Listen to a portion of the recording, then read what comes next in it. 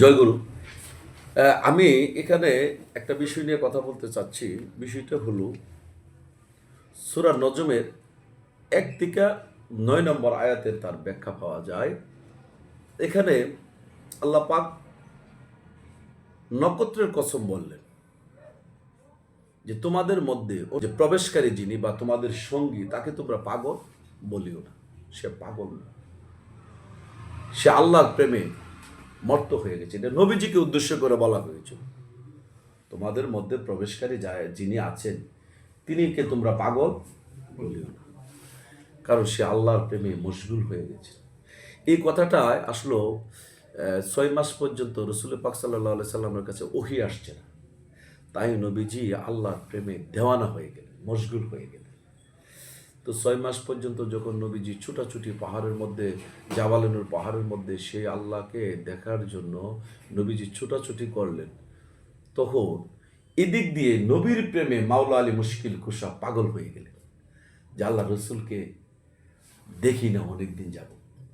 সে আল্লাহ পাগল হইলেন রসুলের জন্য, আর রসুল সে আল্লাহ পাকের জন্য দেওয়ানা হয়ে সে জাবালুনুর পাহাড়ের মধ্যে চলে গেলেন। মাওলা আলী মুশকিল কুশা সেদিন নবীর প্রেমে ফানা হইয়া নবীকে তালাশ করতে করতে জাবালুনুর পাহাড়ে চলে গেল। তো জাবালুনুর পাহাড়ে যখন মাওলা আলী গেল, গিয়ে নবী মোহাম্মদ সাল্লাল্লাহু আলাইহি সাল্লামকে দেখতেছি, হঠাৎ করে দেখে নবী হয়েছে একজন, নবীকে দেখা যায় দুইজন।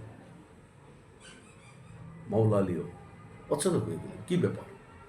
নবী মোহাম্মদ সাল্লাল্লাহু আলাইহি সাল্লাম তো একজন, এখানে দুইজন দেখা যায়, ঘটনা কি?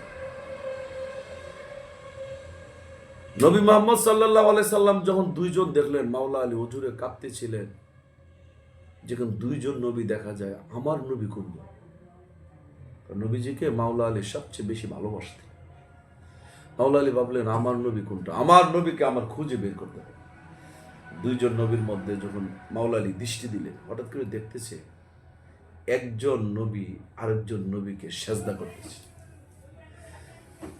যিনি সাজদা নিয়েছেন তিনির কাছে মাওলা আলী যান নাই, যিনি সাজদা দিয়েছেন তিনিকে জড়াইয়া ধরে হাউমাউ করে মাওলা আলী কান্দা আরম্ভ করলেন, হে আল্লাহ রসুল, আমি আপনাকে দীর্ঘদিন যাবৎ বিশ্রাইতেছি পাইনি, কিন্তু আজকে এসে আপনাকে পেয়ে। তাহলে আমার জানার দরকার সেখানে দুইজন কেন? সাজদার মালিক কে?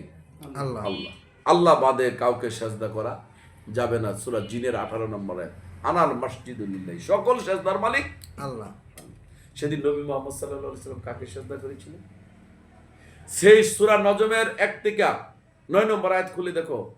সেদিন আল্লাহ পাক নবী মুহাম্মদ সাল্লাল্লাহু আলাইহি সাল্লাম আল্লাহর প্রেমে যখন মশগুল হয়ে গেলেন, দেওয়ানা হয়ে গেলেন, তখন আল্লাহ চিন্তা করলেন আমার বন্ধু হাবিবে মুস্তাফা আমার জন্য পাগল, আমি যদি জাবালুনুর পাহাড়ের মধ্যে ফেরেশতা পাঠাই, সে তো পাগলামি থামবে না। সে তো ফেরেশতার জন্য পাগল হয়নি, স্বয়ং স্রষ্টার জন্য পাগল। সেদিন আল্লাহ পাক ফেরেশতা পাঠাননি।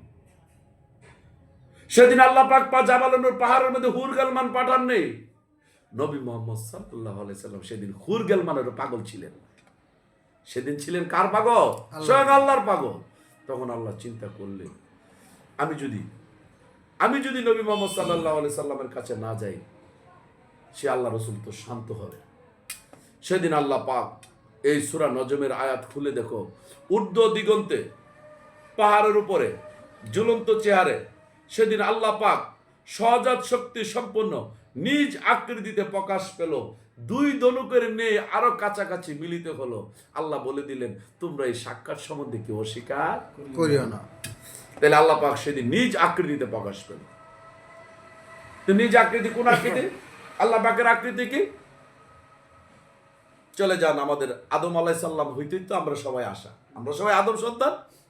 সেদিন আল্লাহ পাক বলে দিয়েছিলেন সূরা ইনফিতরের 8 নম্বর আয়াত, সূরা 3-এর 4 নম্বর আয়াত, আল্লাহ পাক বললেন আমি আদমকে তৈরি করেছি আমার নিজ আকৃতিতে, হুবহুব আকৃতিতে আদম তৈরি করেছি।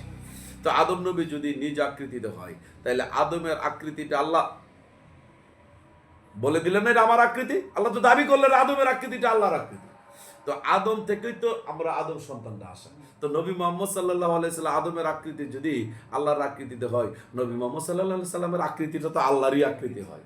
সেদিন আল্লাহ পাক চিন্তা ভাবনা করলেন, আমি যদি জাবালে নূর পাহাড়ের মধ্যে নবী মোহাম্মদ সাল্লাল্লাহু আলাইহি সাল্লামের কাছে উদয় হয়, আর আমি যদি কোনো সাহাবার সুরত ধরে উদয় হয়, সেই সাহাবার সুরত ইবলিস ধরতে পারে।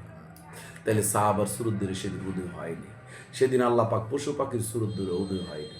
সেদিন হুরগালমানের সুরত ধরে আল্লাহ আসে নাই। সেদিন জিব্রাইলের সুরত ধরে আল্লাহ আসে নাই। সেদিন স্বয়ং নবীজির আকৃতিতে নবীজির সামনে আল্লাহ পাক প্রকাশিত হয়ে গেলেন। জয় গুরু, জয় গুরু। নবীজি তো চিনলেন।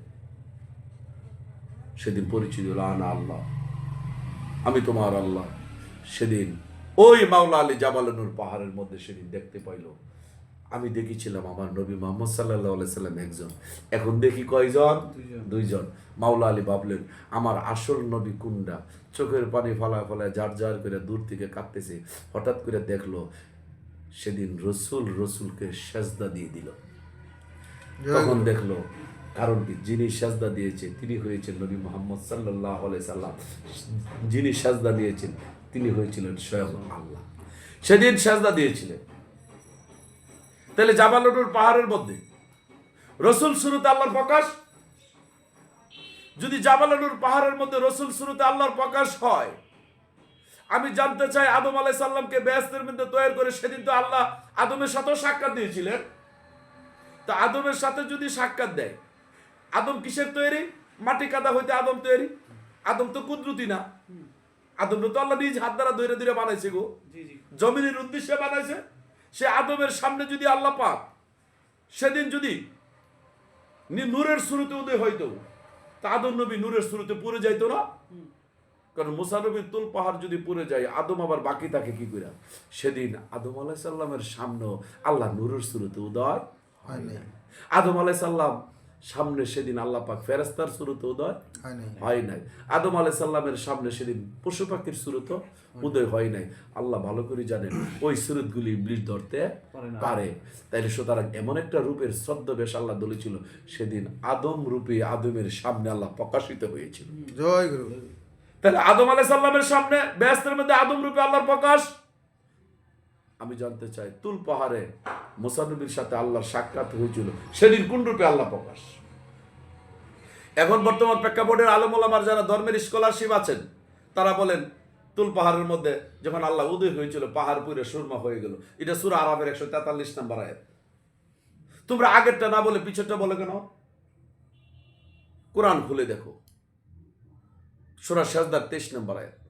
আমি মুসাকে যেই হাতে কিতাব দিয়েছি সেই সাথে সাক্ষাৎও দিয়েছি, সাক্ষাৎ সম্বন্ধে কেউ অস্বীকার করিও না। আর সূরা আরাফের 43-এ মুসা নবী বলল আল্লাহ তোমাকে দেখতে চাই। আল্লাহ বলে লান্তারানি, কখনো না, কখনো সম্ভব না। এটাও কোরআনের আয়াত। তাইলে সেদিন আল্লাহ পাক তুল পাহাড়ে মুসা নবীর সাথে কোন সুরতে উদয় হয়েছিল? আদম আলাইহিস সালামের কাছে যদি আদম রূপে আল্লাহ উদয় হয়ে আদমের সাথে দিদার দেয়, জাবালে নূর পাহাড়ের মধ্যে যদি নবী মুহাম্মদ সাল্লাল্লাহু আলাইহি সাল্লামের সুরত ধরে যদি আল্লাহ দিদার দেয়, আর তুল পাহাড়ে যদি শুধু নূরের সুরতে দিদার দেয়, মুসা নবীর মন ক্ষুণ্ণ হবে না? সেদিন জাবালে নূর তুল পাহাড়ের মধ্যে মুসা নবীর সাথে আল্লাহ সেদিন উদয় হয়েছিল মুসা নবীর নিজ সুরতে। জয় গুরু, জয় গুরু। এখন আসতে পারেন আপনারা বলতে পারেন মুসা নবী নিজ সুরতে যদি হয়, তাহলে ওই আয়াতে যে আসলো মুসা বলল আমি আল্লাহ দেখতে চাই, আল্লাহ বললেন লাম তারানি, এই আয়াতটা তো মিথ্যা হয়ে যায়। আরে বুকা, এটা মিথ্যা না। তোমার জ্ঞানের চাদর বড় করো। তোমার জ্ঞানের চাদর যদি বড় না করো, তুমি যদি চাদর দিয়ে মাথা ডাকতে গেলে পা উদাম হয়ে যায়, তোমার পাও ডাকতে গেলে মাথা উদাম হয়ে যায়। চাদর বড় করো। সেখানে কি হয়েছিল সেদিন? মুসা নবী নিঃসুরতে আল্লাহ দর্শন করার পরে সেদিন মুসা নবী বলেছিল আল্লাহ আমি তোমাকে জ্যোতিষময় রূপে দেখতে চাই। তুমি তো আমার সুরতে, আমি তোমাকে দর্শন করলাম, তোমার হাকিকি সুরত দেখতে চাই, তোমার জ্যোতিষময় রূপ দেখতে চাই।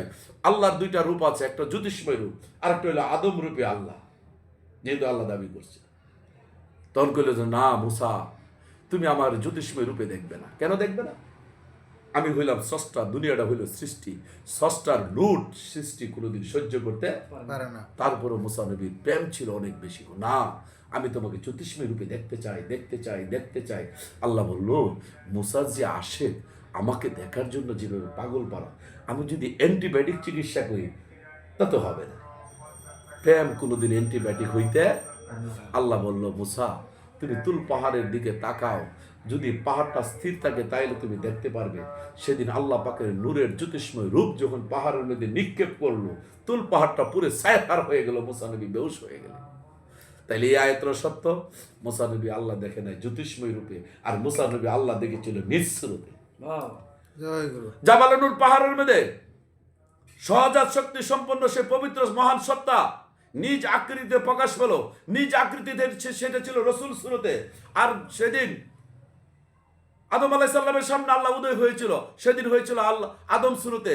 আর সেদিন তুল পাহাড়ের মধ্যে আল্লাহ উদয় হয়েছিল, সেটা ছিল মুসা নবীর সুরতে।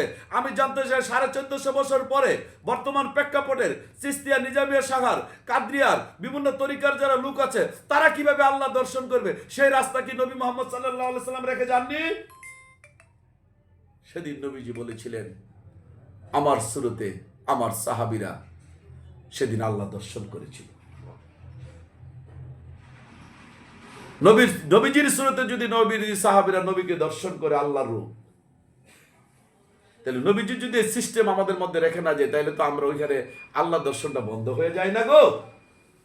সেদিন নবী মুহাম্মদ সাল্লাল্লাহু আলাইহি সাল্লাম বলেছিলেন আমি যার মাওলা, আমার আলী হয়েছে তার মাওলা। তোমরা যদি আমাকে দেখতে চাও আমার আলীর দিকে তাকাও, তোমরা যদি আমার দরজায় কারা নাড়তে চাও আগে আলীর দরজায় কারা নাড়ো। সেদিন নবীজি ওই যে সূরা আহজাবের 40 নম্বর আয়াত, মা কানা মুহাম্মাদুন আবা হাদি মির্জা আলিকুম আলাকি রাসূলুল্লাহ হাতেমান নবীন, নবীর দরজা বন্ধ হয়ে গেল। রসুল সার্বজনীন, সেই রসুল দায়িত্ব মাওলা আলী হয়ে গেলেন, রেসালত প্রাপ্ত হয়ে গেলেন। সে মাওলা আলীর শুরুতে মাওলা আলীর সাহাবারা সেদিন আল্লাহ দর্শন করেছে।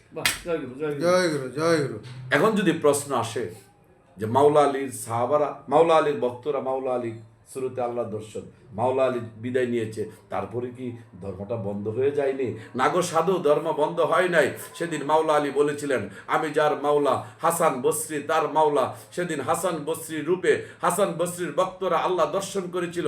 হাসান বসরি বিদায় নেওয়ার পরে হাসান বসরি থাকা অবস্থায় বলে গিয়েছিল আমি যার মাওলা, আবুল ফজল তার মাওলা। সেদিন আবুল ফজলের ভক্তরা আবুল ফজল রূপে আল্লাহ দর্শন করেছিল। এইভাবে আস্তে আস্তে খাজা বাবা হুসাইন মোহাম্মদ বখতিয়ার কাকি হইয়া, লালন সাইজি দরবেশ ফকির লালন সাইজি হইয়া, এইভাবে আস্তে আস্তে চুয়াডাঙ্গার হাজা হাসিবুল হক চিস্তির রূপে আল্লাহ দর্শন করলো হাসিবুলের ভক্তরা। এইভাবে আস্তে আস্তে, তাই 150 বছর আগে লালন সাইজি বলে গেছিলেন যিনি মুর্শিদ তিনি রসুল, খুদা ও শেখ হয় যার যার গুরু তার তার রসুল। সেদিন ভক্ত যখন মুর্শিদকে রসুল রূপে সেদিন বিশ্বাস করবে, সেদিনই রসুল রূপেই তার আল্লাহ দর্শন হয়ে যাবে। জয় গুরু জয় গুরু কেন? রসুলের অনুগত্য করলে আল্লাহর অনুগত্য করা হয়। সূরা নিসার 80 নম্বর আয়াত।